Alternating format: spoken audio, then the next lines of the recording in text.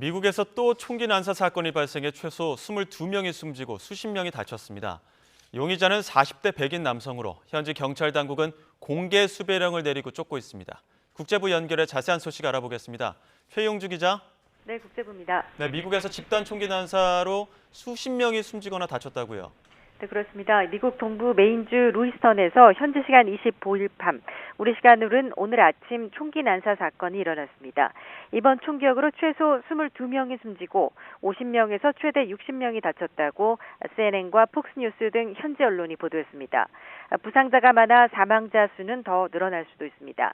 이날 총기 난사는 식당과 볼링장 등 가족 단위 시민들이 많이 모여있는 장소에서 발생했습니다. 당초 월마차에서도 총격이 발생했다는 소식이 전해지면서 유통센터가 폐쇄됐지만 경찰 조사 결과 이곳에선 피해가 없는 것으로 드러났습니다. 총상을 입은 환자가 대규모로 발생하면서 지역 병원도 환자 수용을 위해 의견을 조율 중인 것으로 전해졌습니다. 우리 외교부는 이번 사건과 관련해 현재까지 숨지거나 다친 것으로 확인된 한국인은 없다고 밝혔습니다. 네, 용의자는 붙잡혔습니까? 네, 아직 체포됐다는 소식은 전해지지 않고 있습니다. 경찰은 이번 총기 난사 사건의 용의자로 40살 로버트 카드라는 이름의 백인 남성을 특정해 행방을 쫓고 있습니다. 현지 수사당국은 이 남성의 사진을 SNS에 공개하고 수배령을 내렸습니다. 용의자의 범행 당시 사진을 보면 갈색 셔츠와 청바지를 입은 남성이 소총을 겨눈 채 시내 곳곳을 누비고 있는 모습입니다.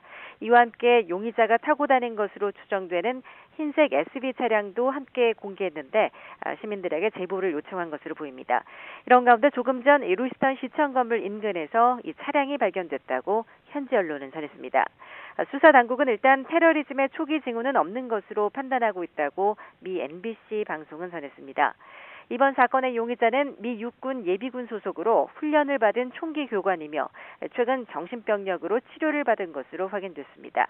현지 당국은 용의자가 잡힐 때까지 모든 주민에게 출입문을 잠그고 집에 머물라며 대피령을 내렸습니다. 또 각 상점과 업체들에도 일시 폐쇄령이 발동돼 문을 닫았고 각 학교들도 이튿날 수업을 중단하기로 했습니다. 이번 총기 난사 사건이 벌어진 루이스턴은 메인주 제2의 도시로 인구는 약 3만 6천 명의 소도시입니다. 미국 메인주 자넷 밀스 주지사는 성명을 내고 현지 주민들의 수사 당국 지시에 따를 것을 촉구한다고 말했습니다. 미 백악관은 조 바이든 대통령이 총기 난사 사건에 대해 보고를 받았으며 연방 차원의 지원을 약속했다고 발표했습니다. 미 연방수사국 FBI는 사건 수사를 위해 메인주 치안 당국과 협조할 것이라며 경계를 늦추지 말고 수상한 사람에 대해 즉각 당국에 신고해달라고 당부했습니다. 지금까지 국제부에서 전해드렸습니다.